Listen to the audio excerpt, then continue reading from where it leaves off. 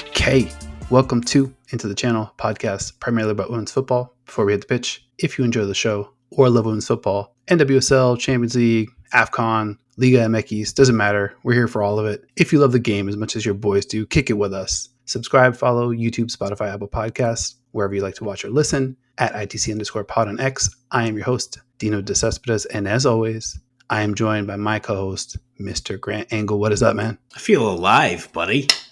Even if one of the scores didn't reflect it, that was some action-packed, exciting Champions League football there. Oh, there it is. Nice sound. I think I might just join you. It's Champions League. League. We're doing that today? Yes. Yeah, we're doing that today. It's been a week. Hell yeah. Cheers to Champions League. Cheers to that.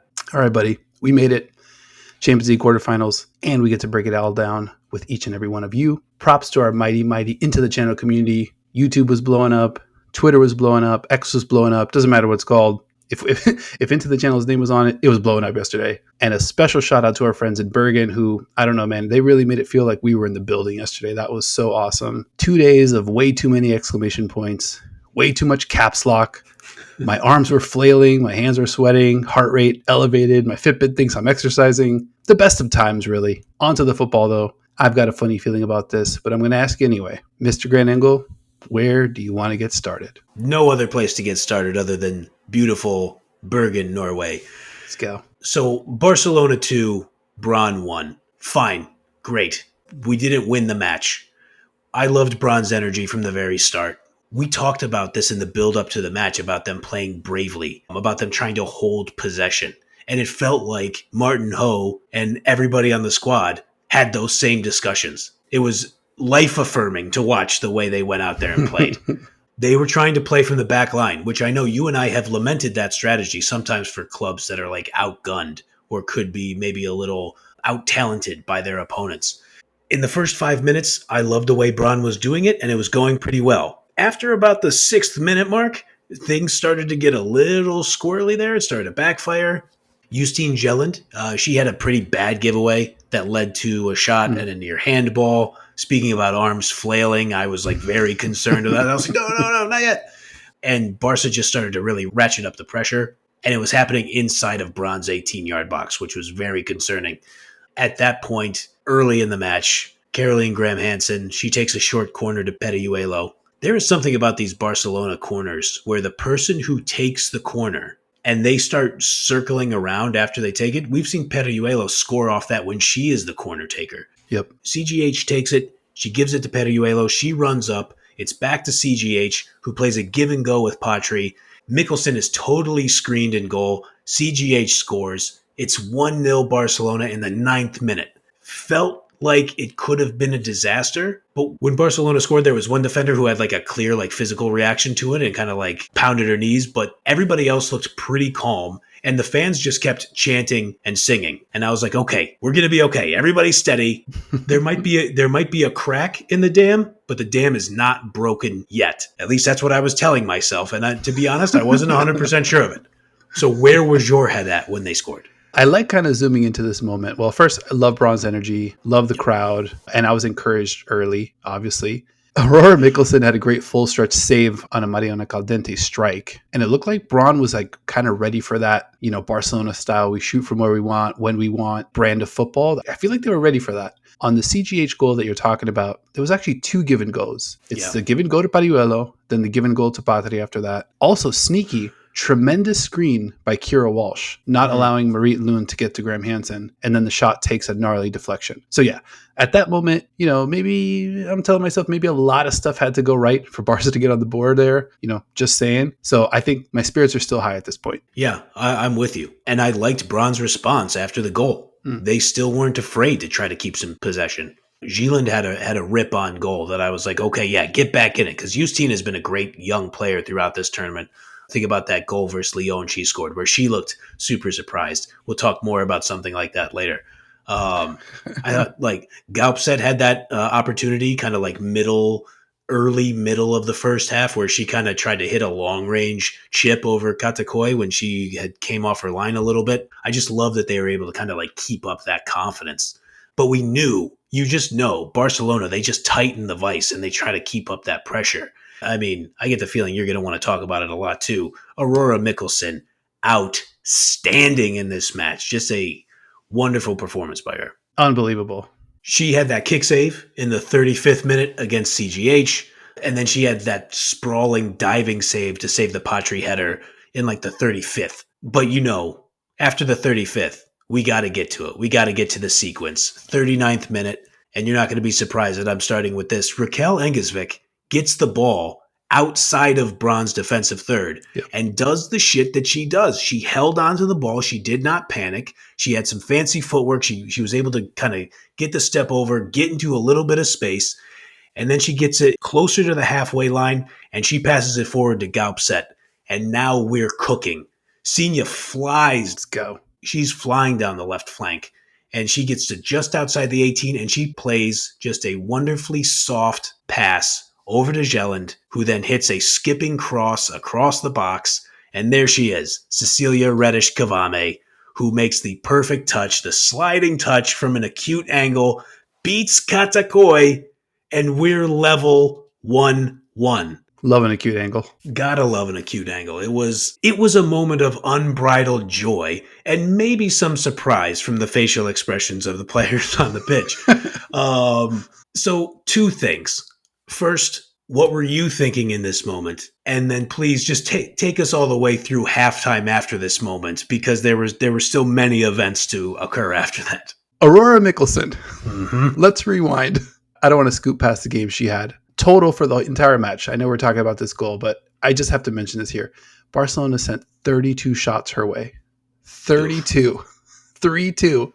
11 on target, resulting in 9 Mikkelson saves. If we're keeping it a Benny, I took a second look at the old ITC record book, and it says Barcelona needed 2 deflections to get their 2 goals. Mm-hmm. Let that live in the ITC record book forever. Now, the goal from Cecilia Reddish-Cavame, no relation to our guy Simon Kvame, by the way. Your boy even did a little reporting on that little factoid. I don't know. Does that one go into the pantheon of women's football goal sellies? I mean, I feel like it's knocking on the door. Time will tell, but I think absolutely an unforgettable moment, at least for me. And for the fans in the building, oh my God, tough to have a moment be more memorable than that one. Maximum stakes to equalize against Barcelona. Like, you really kind of have them on the ropes at that point. Barcelona did look like the better side, but I wasn't really flabbergasted when Brann tied it up at 1. Yeah. It wasn't the most surprising outcome. I think the game was sort of teetering that way. I think it was probably more surprising that Barcelona wasn't able to score more than 1 just from all of those good chances that we mentioned. But again, like you mentioned, Mikkelson out of her mind in that first half and for most of the game. Yeah, I mean, there was that little, maybe, and not a lot, because, obviously we're not in the business of taking anything away from Brann's effort here. Mm-mm. You got to have that little bit of luck. And that Paredes set piece where she just drills a CGH pass off the crossbar, like almost at the death of the half, that was another arms flailing moment for me where I was kind of doing the Reddish-Cavame where I was like, no! But it was not a happy movement like Reddish-Cavame was doing. So that was frightening. But when we got into the first half, 1-1, the first thing I just started jotting down in my notes was like, survive the first 15 minutes of this half. Is like, because you knew Barcelona was going to come out firing. Yep. That's absolutely what they did. They continued to threaten throughout those first 15 minutes. CGH, she missed a couple chances wide that even the announcers were kind of mentioning, like, ooh, you're not going to get a lot of those. Like, that's good fortune. But also, I felt like the defenders were really kind of trying to push the Barca players out as far wide as possible. I want to give a quick note on CGH. She was vociferously booed pretty much every time that she touched the ball. And Lucy Ward, who was on color commentary, she mentioned that CGH was asked about the prospect of being booed in her native country. CGH said something to the effect of, quote, the fans can do what they want, which Damn right. I'm not going to assign any meaning to CGH's comments that she didn't intend, but I do like that Brann fan chant of UEFA Mafia, we sing what we want, and CGH saying they can say what they want. I don't know. You know what? I'm not CGH's PR guy. I don't know what she meant. I don't have any inside knowledge into what she meant. I just thought that sounded like a bit of a coincidence. Yeah, I'm no code breaker, but could be something there. So with that digression out of the way, moments after that, play-by-play announcer Vicky Sparks, and let me just say, Vicky Sparks and Lucy Ward on the DAZN USA call, Cooking. fucking outstanding. Great job by both of them, I thought. But Vicky Sparks, she hit us with the announcer's curse, the announcer's jinx, and she says, Perejuelo's been awfully quiet in this half, in the beginning of this second half. And I was like, no, Vicky, like in the moment, I literally go like, no, why'd you do that to us? No. a couple minutes later, and this is even more prescient, maybe from your boys over here, you specifically. Perejuelo gets the ball with her back to the goal from a CGH pass, something you may recall mentioning to our guy Cam Pope. The old podcaster's curse. The old podcaster.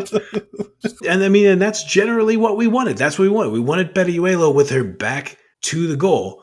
Didn't matter in that case. She's able to control it. She turns, blasts it with her left foot. As you pointed out, another little cheeky deflection on that from the defender. Barcelona's up 2-1. At that point, I knew it was gut check time for our side because you didn't want to let this thing get to 3-1. I got to tell you, I honest to God was not that scared of it. And I'm curious how you were feeling at that point. Well, let's rewind back to the Cam Pope episode that you mentioned. My kind of prediction there was like, I think they keep it close within a goal, maybe 2, back to 1, which is kind of what we got. So very much in line with what my expectations were. But yeah, you called it, man. That one particularly hurt. I love Sama Perejuelo. She's a phenom, generational talent. I called her Mbappe during the World Cup. It's possible I still might have undersold it. Probably on track to get a statue somewhere before it's all said and done. And on top of all that, she pulled the move, podcaster's curse. Exactly what I said defensively what you want her to be doing. She was like, okay, hold my estrella. What a turn and finish from Perejuelo. We also talked about, whether this Barca side would or could be vulnerable without a true go-to player that no matter what happens, no matter how big the moment, this player's coming through in the clutch. I think we could put that one to rest too. No disrespect to the legends, Carolina Graham Hansen and Aitana Bonmati, wonderful, tremendous players. But Barcelona's big bad, she wears number 7, and her name is Sama Perejuelo. Yeah, there's no question about it, man. And I think it's just one of those things. You and I, we love a good sports cliche. I have shouted it on this podcast before. Good defense, better offense. I don't know. Exactly. That is what you want. You do want her playing with her back to the goal. Yeah. The tricky thing is that every so often she can still do that. But with that said, ITC personal record book, I've got deflections 2, Brann 1, Barcelona 0. Look at that. All right. Still in it. You know what? That's fair. And, to Brann's credit, man, their will, their confidence, carrying them to the end. Because, I'll say, I really did believe it in the moment. I was like, okay, they can survive another 20 minutes. Because I didn't expect, I like that the refs weren't giving a ton of stoppage time in this either. I was like, okay, they can go 20 minutes and not give up another goal. I felt okay about saying that. And just the battalion out there, man, the atmosphere at that arena. So jealous. It was incredible, man. I just cannot imagine being there. The crowd shots of the supporters behind the goal in the first half, jumping, all bouncing at the same time. They were loving it out there. And in the 76th minute, 5 minutes after Perejuelo scores a goal, which would feel like a backbreaker to most people, Vicky Sparks and Lucy Ward were just kind of chuckling at how loud the supporters still were after a goal that felt like it should have been crippling. I want to get to just a couple more notes. I know you got thoughts and feels on this as well. So I want to shout out Caroline Holland, who played extremely tough. She made some crucial tackles out there, scared me a bit at times because some of those crucial tackles that she made, some of those interventions she made, she had to get exactly right to avoid a card or even worse disaster. And she did it. Friend of the show. Pardon me if I butcher the last name here, Alexander, but Alexander Scree, it looks like, Alex Scree on Twitter, referred to Holland as, quote, the Terminator. And I plan, at least speaking of the ITC record book, I plan on us adopting that moving forward because Holland played tough as hell against some of the best attacking players in the world. Total cosign. I think I saw something circulating Twitter too that Holland notched the second most kilometers covered. That tracks. Over the entire quarterfinals round. So 8 teams and She's second. For sure. Speaking of kilometers covered, I thought another part that was emblematic of just the match as a whole was when Senior Gaupset was subbed off in the 86th minute. She is like coming off the field, and you could see Martin Ho laughing, and he was just like pure joy on his face. And I want to amend something, and I've mentioned this on the program before, is that I get annoyed at these like super late subs, and I'm like, what are we doing here? I'm starting to get it now. I understand, because Gaupset was cooked. She gave everything that a human being could possibly give in that match.